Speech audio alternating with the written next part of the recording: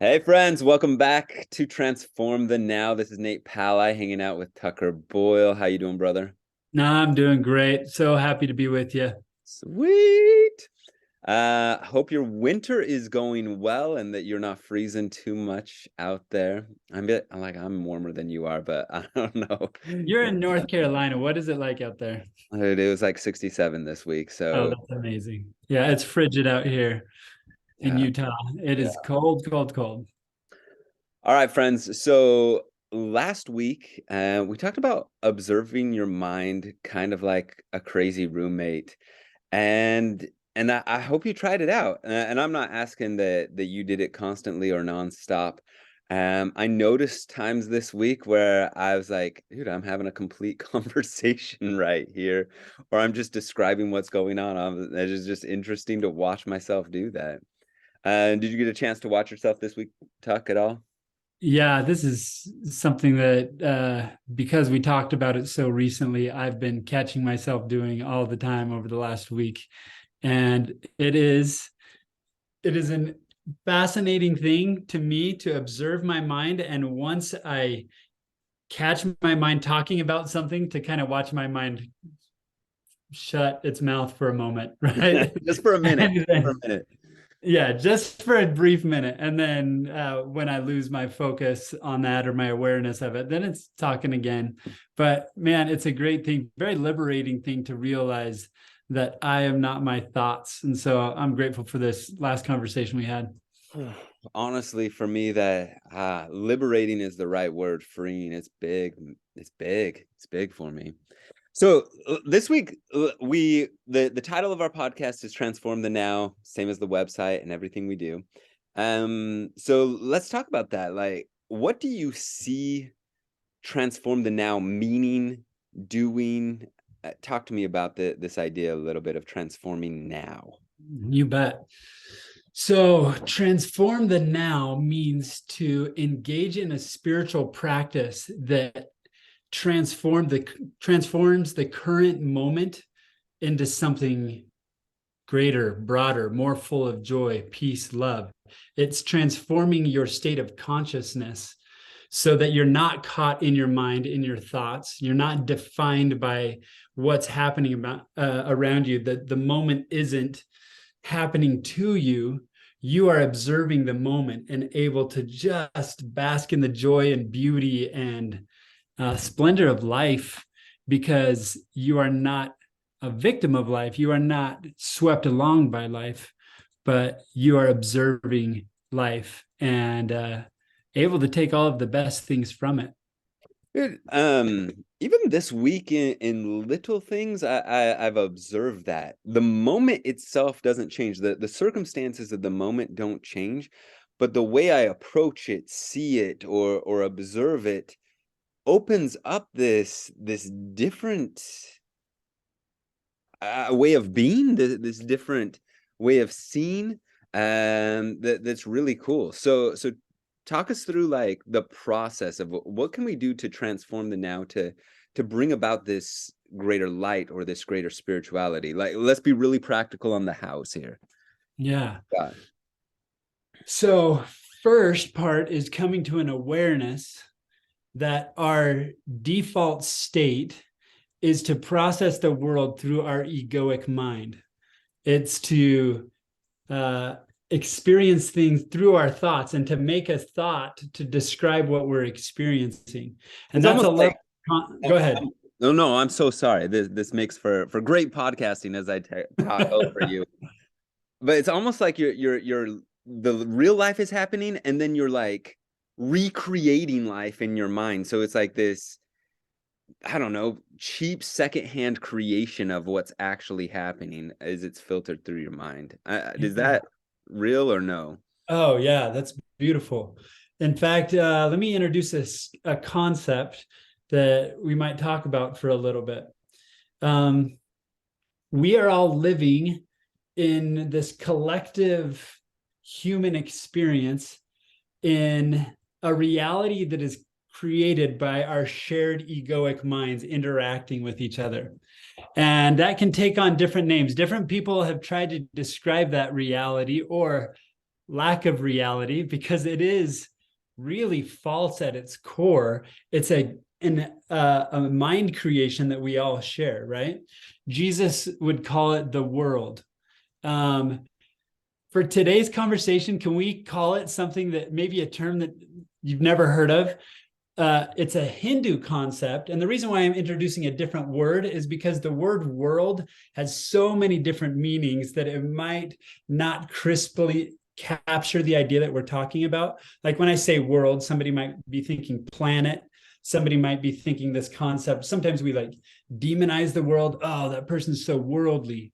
And so there's some baggage and some thoughts that are attached to that word that might not be helpful in this conversation. So I'm going to introduce a word that's actually a Hindu word that maybe it has it baggage from that perspective over a lot of time, but I haven't known it for long. So it doesn't have much for me. And the word is Maya, Maya.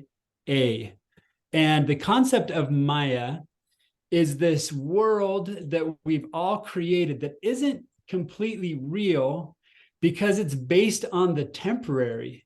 It's based on egoic ideas. It's this world that we buy into where we are trying to find happiness through pleasure or things that don't last. And ultimately, the world of Maya is an empty place. But we all, because of our minds and these thoughts that we get caught in, we all get caught up in it, trying to find real joy and happiness and lasting fulfillment and value in this world of Maya that actually, by its nature, cannot deliver those things. It can't deliver connection, lasting peace, real joy, like the worth of your soul can't be captured by Maya, just like our egoic mind cannot understand true spiritual practice and true spirituality in the spiritual world. The egoic mind can't capture it. So this world of Maya is the outward projection of the inward difficulty that we're experiencing. It's a shared reality that at its core is not real, but it's a projection from our egoic mind, which also is not fully real itself. It's not our true self. It's a false self that we create with our minds to navigate this life. Does that make sense at all? Yeah, maybe I can restate a little bit and see if we're on the same page. It seems like we suffer in life. All of us have pain. We feel inadequate. We don't feel like we're enough, and we try and solve that pain through these different systems that we think will do it, whether it's looking good and getting a six pack or making more money, right? Doing the right things. But we've all like felt it. And I know that sounds cliche that the money doesn't buy you happiness and people will come back with, but it will buy you a jet ski. But I think we try and solve it with these outer things, right? And you're saying that that's mist, vapor, insubstantial. Mm. That's your argument right here. Is that what I'm hearing? Beautiful. Yes, beautiful. Let me tell a little experience that for me illustrates it well. I don't know if you had a car as a teenager, Oh, but we're way too no, you fresh didn't. for that. Way too poor for that. No. Well, my parents were kind enough to give me a car when I turned 16 and got my driver's license or around that time. And I was so excited about this car. Let me describe it the best I can. 16-year-old Tucker walks out into the driveway and sees a 1980 Mercury Topaz. And nobody knows what that is because that car came and left the market because it needed to. But this Mercury Topaz, I was so excited about it. I got in, I quickly was so pumped about the freedom. And there was a real feeling of like joy, like even euphoria for the first little while I had this car, right? I'd take my friends for rides, felt this freedom and everything, and it was amazing. And pretty soon, I started to look around at this car and be like, oh man, I got to get a better stereo for this so we can listen to music while we drive around. And I was like, that's going to be so great when I have that stereo. And eventually I did get a better stereo and I was happy about it and excited. And then I was like, oh man, if I can get some really good speakers put in my car for the stereo, then this will be prime, right? And um, I think I got like a used subwoofer that I stuck in the trunk or something like that. And it was better. And I was like, okay, that's great. And but now I need this. And I don't remember what the next thing was, but you can see what I'm illustrating is this world of Maya has short experiences of pleasure in it, followed by an immediate longing for more. And so it's only temporary.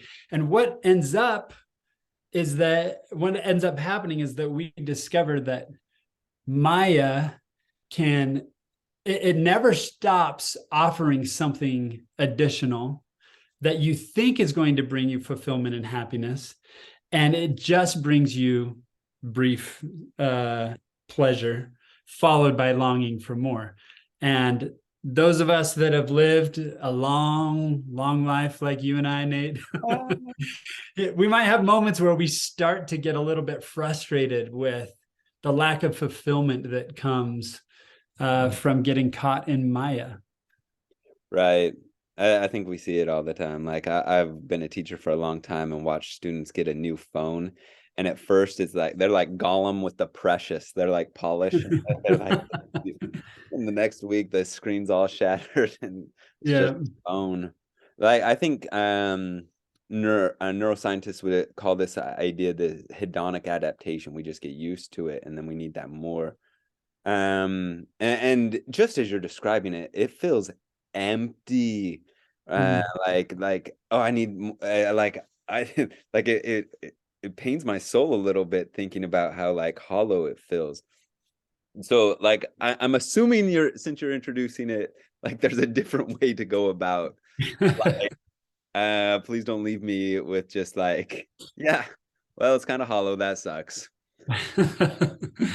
Well, there is. And not that I've got it all figured out, but I think one thing that really helps is to think of times when you've found that spiritual place or that consciousness beyond Maya. Okay. So maybe I'll ask whoever's listening to think of a time when did you sense something that was greater than this, that offered real connection, real satisfaction, Mhm.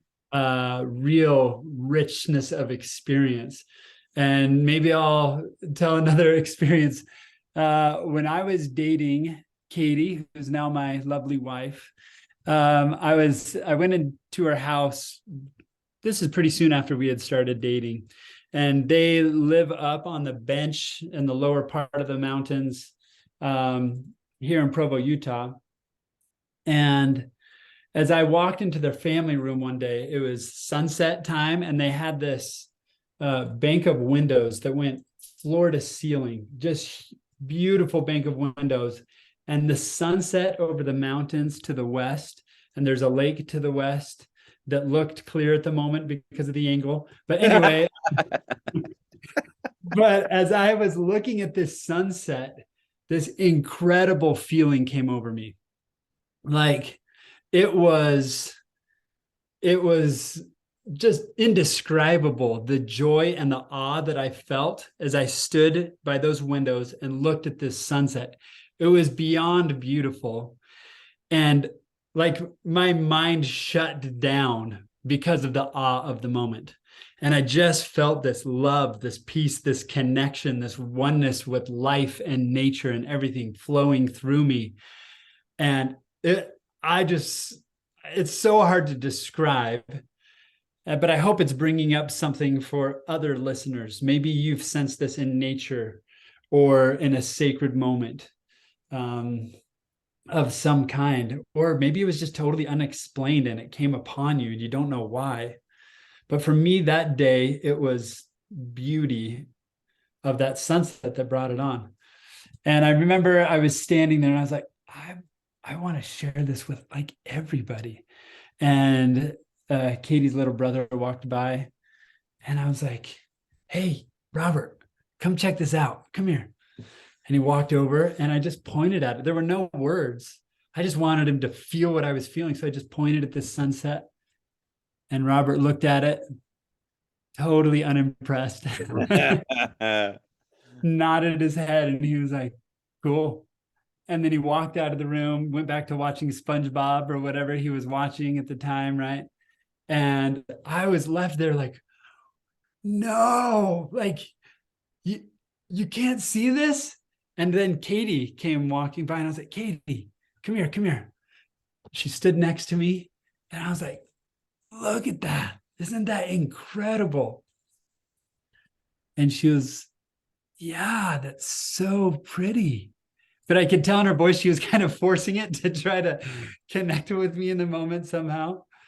And like something inside of me was like, oh, why can't I share this? Why can't whatever is happening to me be the shared experience with whatever whoever is with me? And later Katie and I talked about it, and she was like, honestly, I've seen better than that sunset. Right. And isn't that just the perfect example? And we could swap those characters. And I've been the person on the uninspired side in a lot of settings where things become normal to me. My mind, it just kind of takes the beauty and sacredness of whatever I'm experiencing and makes it normal. Like I live at the base of beautiful mountains, and I often don't see them as beautiful, but people coming in out of town just rave about the setting that we live in. But our egoic mind quickly adapts to what we have and very quickly wants more. And so here, I think that story, I'm trying to illustrate the contrast for what could be if we can get beyond that sense of, okay, I've got this, now I want more. And if we can get beyond that egoic mind and beyond this Maya that we all share in this collective egoic mind, even the most normal things, it doesn't have to be a thing of great beauty, can become a really sacred, beautiful experience and way of being. It's a way of life. You can rest there and walk through life beyond Maya, and everything becomes transformed because we become transformed. Right. So let's talk through this a little bit, because from what I'm seeing, like you can make a decision that will influence your openness to this, and something beyond yourself will flow into you. You're not creating this. You're not bootstrapping it. You're not making it happen. But as you make a decision and you open up, and then you allow some of this to flow through here. And this is not something like out of the ordinary. That Christians would call this idea salvation, or Buddhists call it enlightenment, eating the tree of life, right? Like these sort of images that spiritual advisors have talked about throughout time, that this life has to offer. So let's talk about how to get there. Let's if we can move beyond the Maya and we can create now, we can become transformed in the now, and the now transforms us. Like, talk me through this process. Let's get practical here. What do you see in making this happen, or helping this to happen, or using our agency to have a portal to the divine open up for us? Yeah, beautiful. Let me introduce one more idea that I think might help before we practice. And the idea is the contrast between attachment and connection, right? Our souls, I think every human longs for connection. Straight up, Uh, yeah. And that can come in so many ways. But let me describe the difference in my mind between these two concepts, attachment and connection.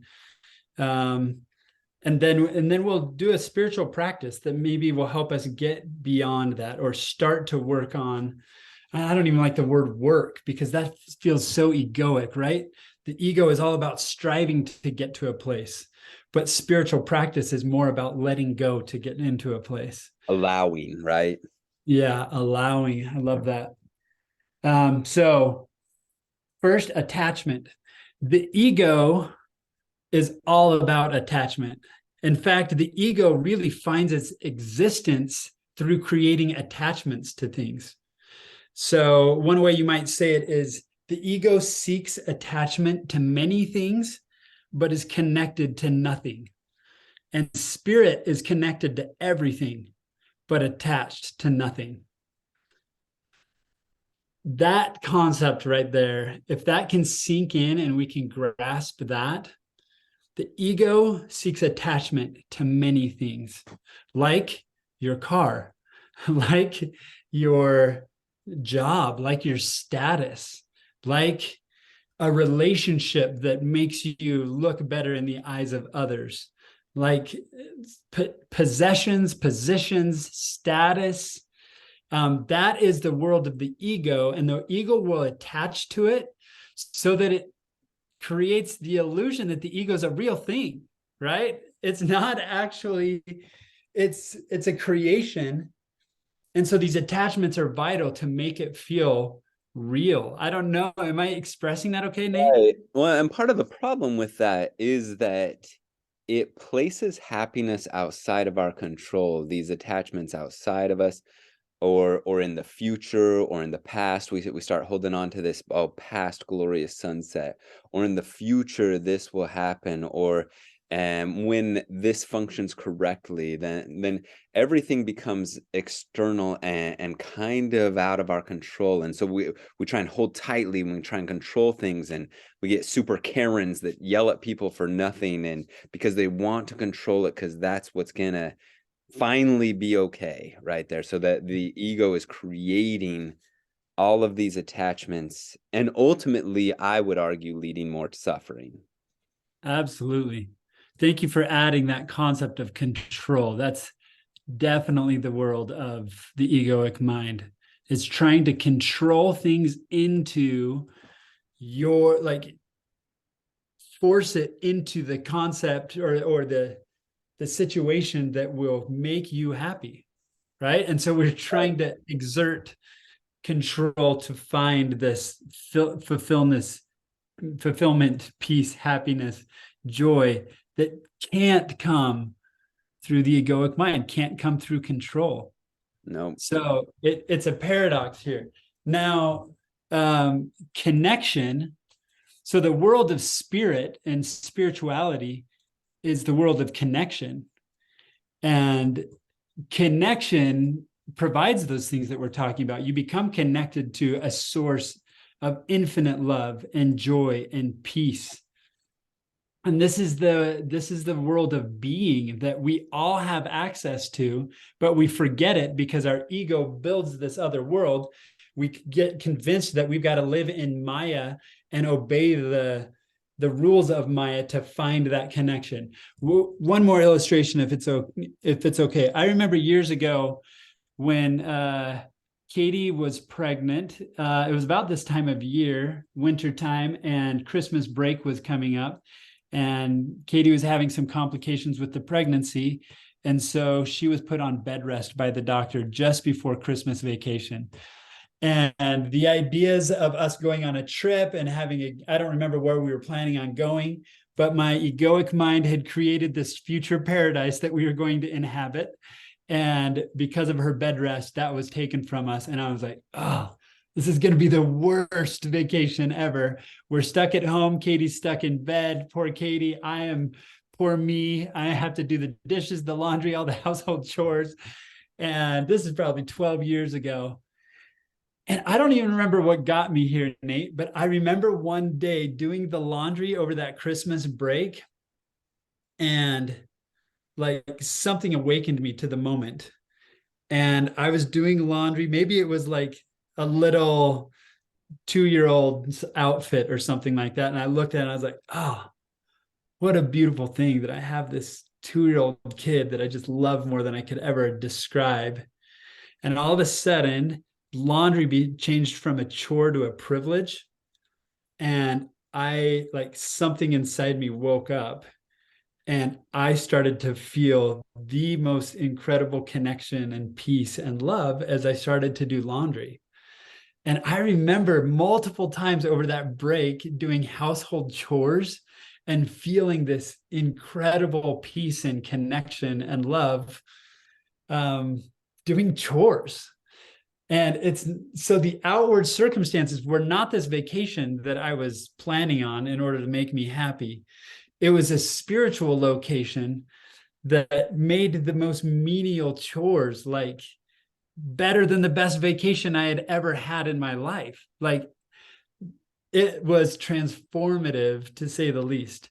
And so for me, there's another illustration of when we get caught in Maya, we always think that this location of happiness, even the concept of heaven, right? Jesus would say, the kingdom of heaven is at hand. It's like within reach. It's like right here and right now, available. It's accessible. But we miss it because of this concept of Maya that convinces us that it's out of reach and it's not coming until we get more.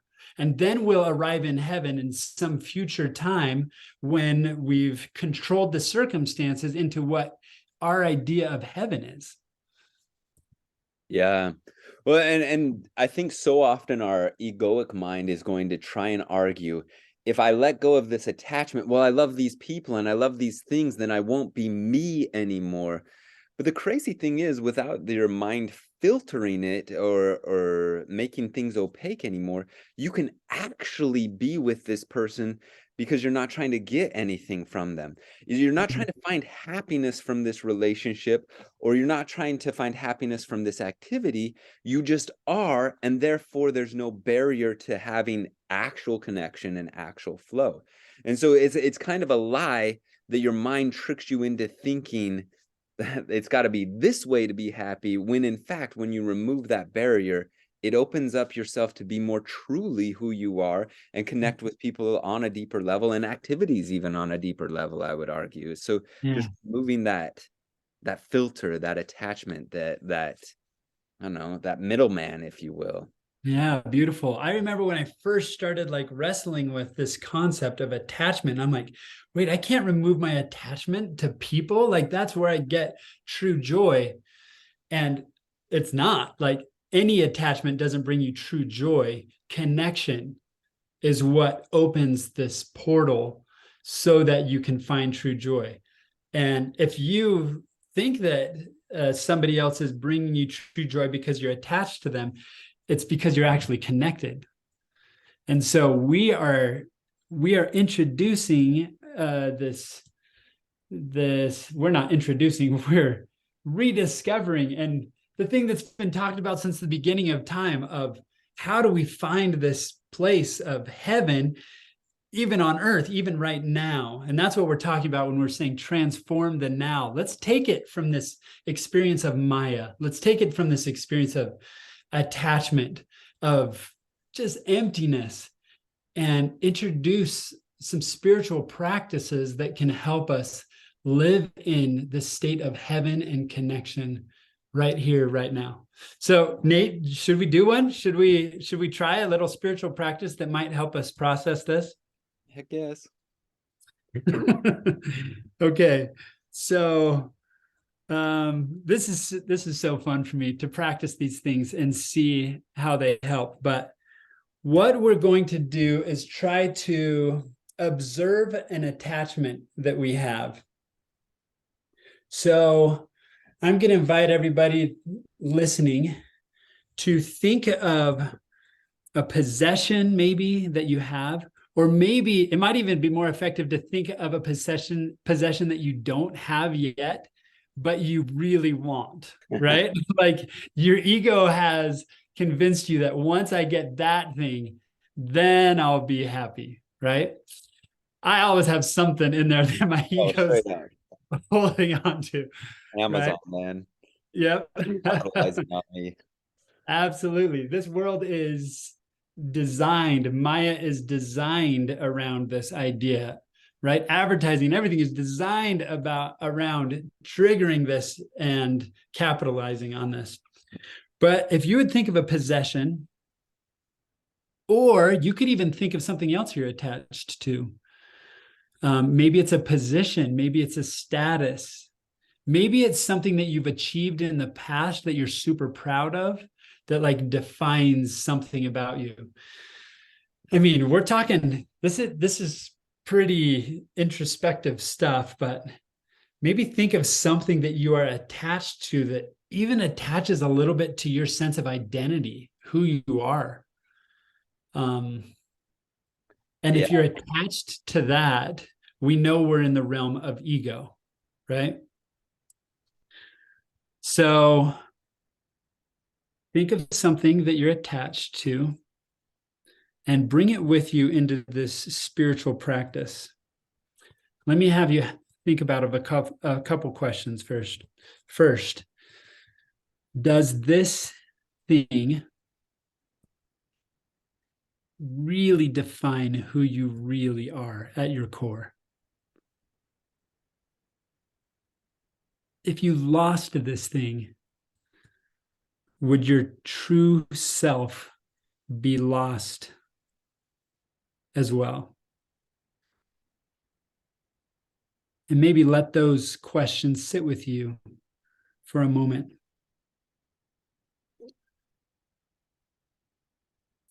Now, take a moment to think about this thing, and not just to think about its attributes, but I want you to transition from thinking about the thing to noticing how you feel about it. And just be aware of the feeling of attachment to this thing. No longer thinking about the thing itself, but the feeling of attachment. And just observe that feeling. Sit with it for a while. See what happens as you observe the feeling of attachment to this thing.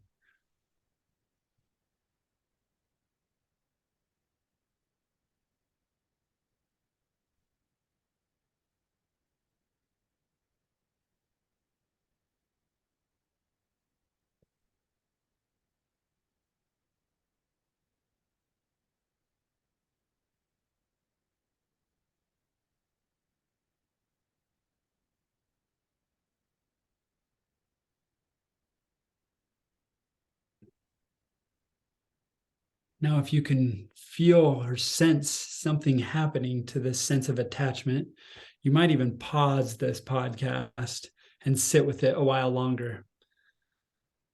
Because what is happening can be absolutely transformational. What happens as we lose our sense of attachment, as we introduce presence, we sit in that realm of being and observe the realm of our egoic mind, or observe our thoughts, or observe Maya. We start to lose our attachment to it, and it opens up our souls for connection.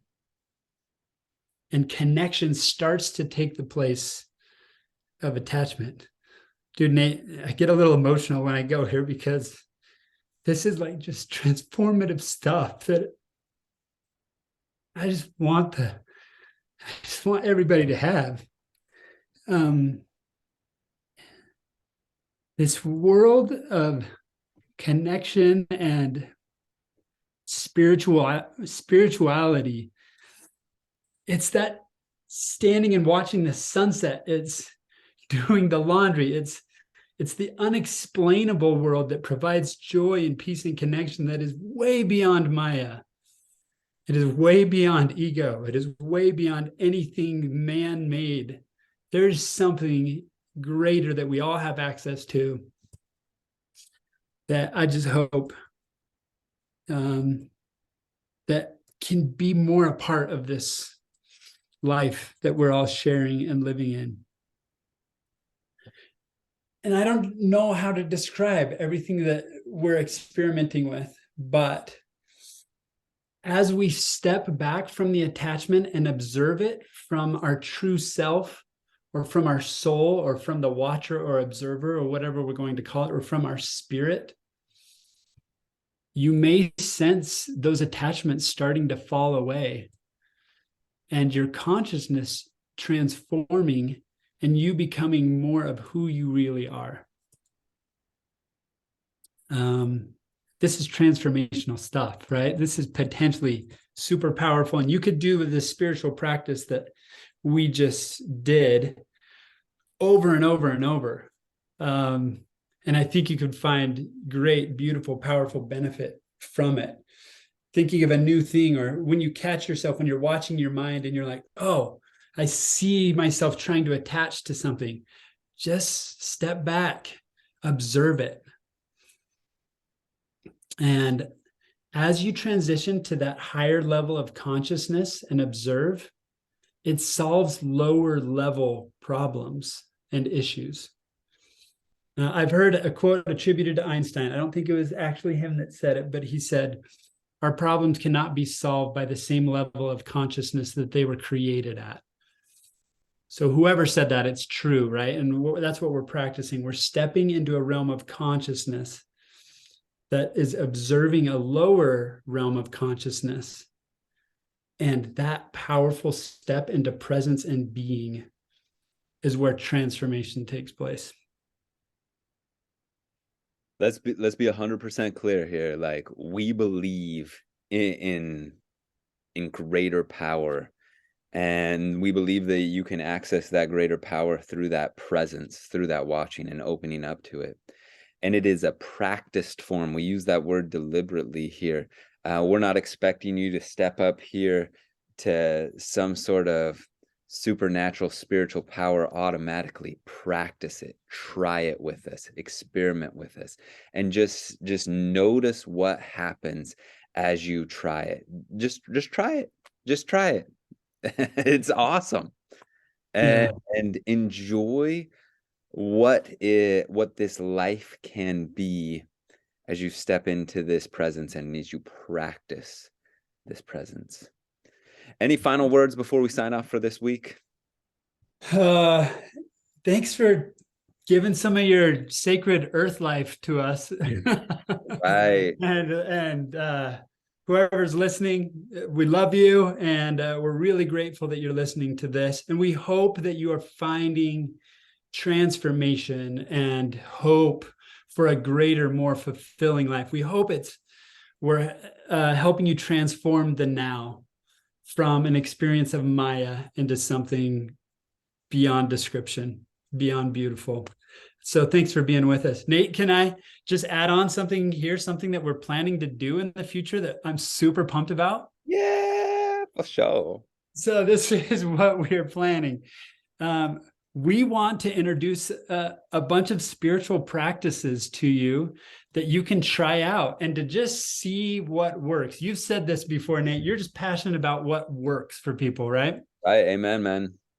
And we're going to come up with a list of 30 spiritual practices that are simple enough that you could try in a small amount of time. We're going to try to make them very approachable and accessible.